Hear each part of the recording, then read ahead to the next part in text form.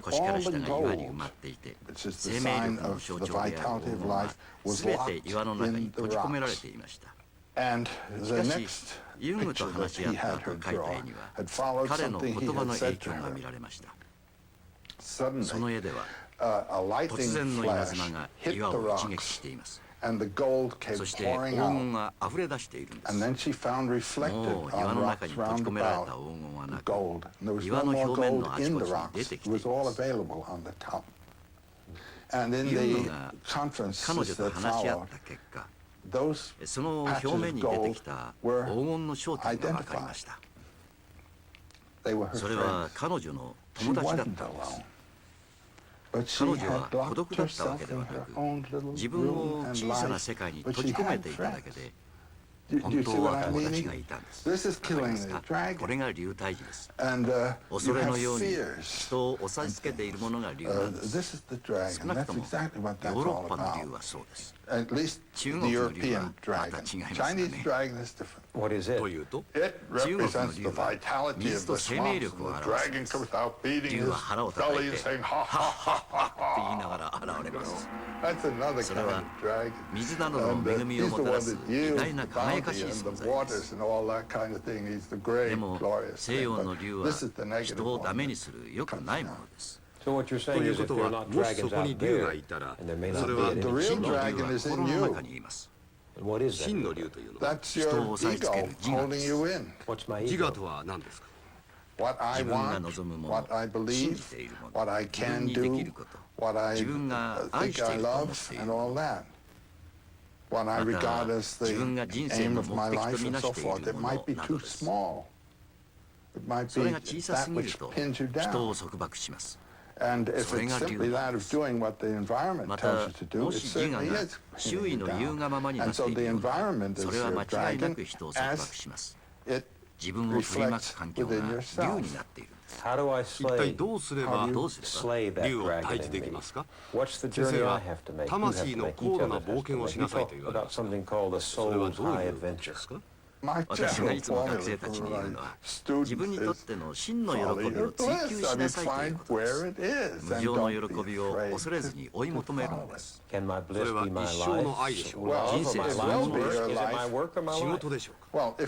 もしそれが好きで選んだ仕事なら、この上なき幸せと言えるでしょう。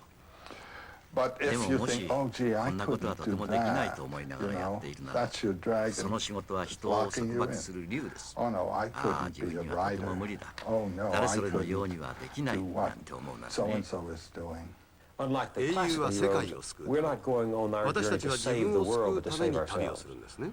自分を救うことで世界も救うんです。人間に活力が出てくれば世界も活気づきます。それは間違いありません。世界を変えるにはその仕組みや法則を変えることだと思っている人がいますが、そうではありません。世界は生きていなければいけません。世界に命を与えるには、一人一人の人間が自分の人生を見つけて活力を持って生きることだと私は思います。人は旅をして竜を退治しなくてはならないですね。一人でですか？誰か助けてくれる人がいるならそれもいいでしょう。でも最終的にはやはり自分でやらなくてはいけません。神話の旅では誰もがある場所を見出そうとします。仏教徒は涅槃というものを語りますし、キリストは平和を語ります。休息の場所です。見出すべき場所があるのは英雄の旅の特徴ですか？そしてその場所とは何なのでしょうか？それは自分自身の中にある休息の場所です。例えばスポーツ選手ではこんなことがあります。優勝を手にするような最高のコンディションにある選手は自分の内部に静かな一点を持っています。彼の動きはその一点から生まれるんです。もし彼の全てが動きの世界にあったらうまくいかないでしょう。動きを生み出す静かな一点があるんです。私の妻のジンはダンサーですが、ダンスでも同じだと言います。自分の中にある静かな中心を知り保つことが必要なんです。それは肉体的に感じ取れるものです。その中心が見つからないと心が乱れ、踊りがダメになってしまう。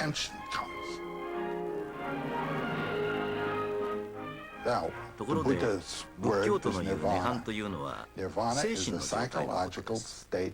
天国のような場所ではありません。涅槃はこの騒がしい人生の真っ只中に存在します。輪廻転生と呼ばれる生命の渦の中にあるんです。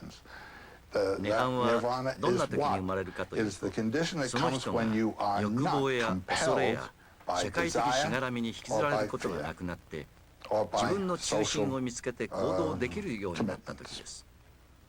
その時に生まれる精神の状態が涅槃なんです。釈迦も他の英雄も真理そのものではなく真理に至る道を示しましたね。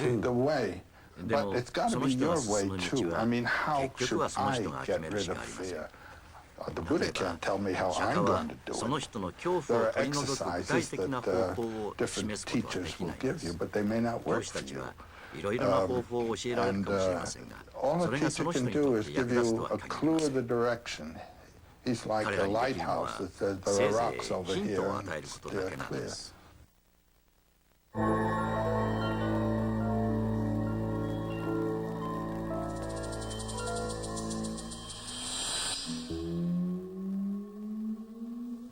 私たちはどうすれば意識を高められますか？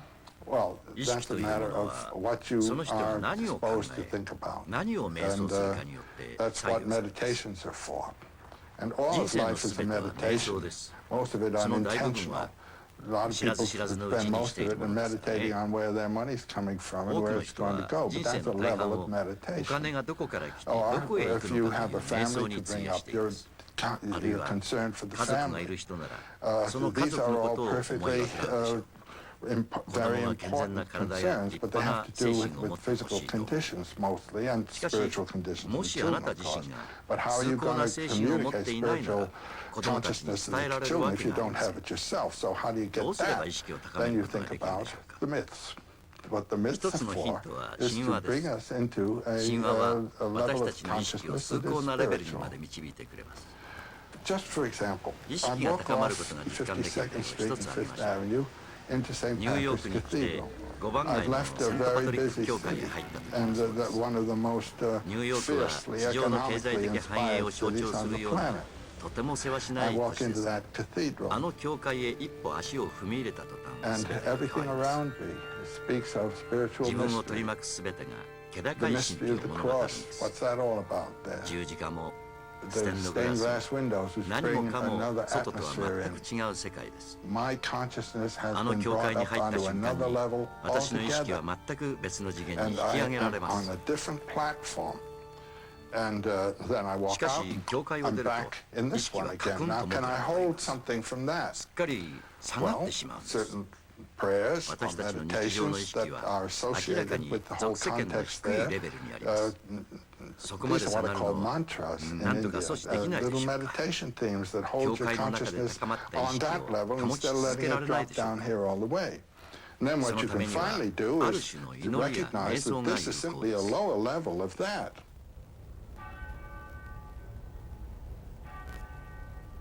フランスのシャルトル大聖堂も先生にとっては特別な存在ですね。人間と宇宙の関わりを表すような。シャルトル大聖堂へ行った時は誰もが何か特別な感じを抱いたのではないかと思います。私は8回ほど見に行ったことがあります。パリに留学していた時に5回ぐらい行きました。週末を丸々費やしてあの大聖堂の彫刻を一つ一つ見て回ったもので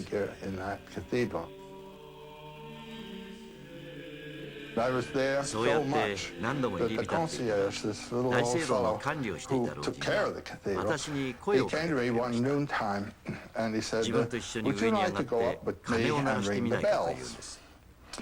私は喜んで誘いを受けました。そこで私たちは大聖堂の塔に登って巨大なブロンズの鐘のところまでやってきました。そこには小さなシーソーみたいなものがあります。彼はそのシーソーの片方を走り立ち私はもう片方の端に立ちました。そこには掴まれるように横木が渡してあります。彼が一漕ぎすると、私と彼が交互に上がったり下がったりし始めました。大聖堂のてっぺんで私の髪は風に煽られます。そして下からゴーンゴーン鐘の音が聞こえてきます。ワクワクしましたね。そのシャルトルの大聖堂を見るとどんなことが分かるんですか？あの大聖堂は精神的な宗教的な原理が社会を動かしていた時代に私を連れ戻してくれます。何が社会を動かしているかは、そこで一番高い建物が何かを見ればわかります。それは時代とともに移り変わっています。中世の町では教会が一番高い建物です。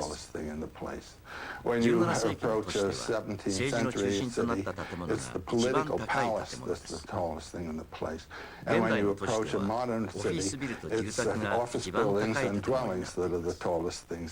す。ソルトレイクシティを見るとそれがよくわかります。時代を遡ると、まず建てられたのは寺院で、町の真ん中に建てられました。寺院は精神的な中心だったからです。やがて政治のための建物である州の議事堂が建てられました。そして今一番大きい建物はオフィスビルです。経済的活動が現代の社会を動かしていくことの表れです。こんな風にそれぞれの時代の一番高い建物を見ていくと西洋文明の歴史がわかります。今日ニューヨークで話題になるのは誰が一番高いビルを建てるかということですね。ビルの用途はどうあれ高さが重要です。ニューヨークにそびえる数々のビルは本当に壮大で、いわば建築技術の勝利です。そしてそれは大都市の主張を体現しています。ここは経済の中心だ。この巨大な力を見るがいいと言ったね。確かに一種の曲芸的な離れ技があの摩天楼を生み出したと言えるでしょう。そこから新たな神話が生まれます。かもしれません。どんな神話が生まれるかは予言できません。今夜どんな夢を見るかを予言できないのと同じです。神話と夢は同じところから生まれます。それはある実感から生まれ、象徴的な形で表されます。近い将来において語る値打ちのある唯一の神話は特定の町や特定の民族について語るものではなく、広く地球全体とそこに住む全ての人々について語る神話です。それが私が思い描く未来の神話の姿です。その神話には過去の神話が扱ってきたあらゆる事柄が網羅されます。例えば人間のたどる道についてです。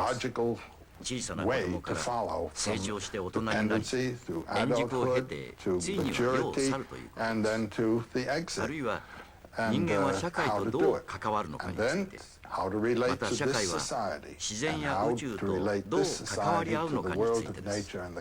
そういったことが全て将来の神話でも語られなくてはなりません。ただそこでいう社会とは地球全体であるべきです。そうでなくてはならないのです。宇宙から見た地球を写真でご覧になったことがあると思いますが、素晴らしいですね。地球はとても小さいですが、とても大きいものでもあります。宇宙から見た地球には国境も何もありません。あの姿はこれからの新しい神話の象徴かもしれません。地球は私たちの祝福すべき祖国であり、地球上の人々と私たちは共に生きています。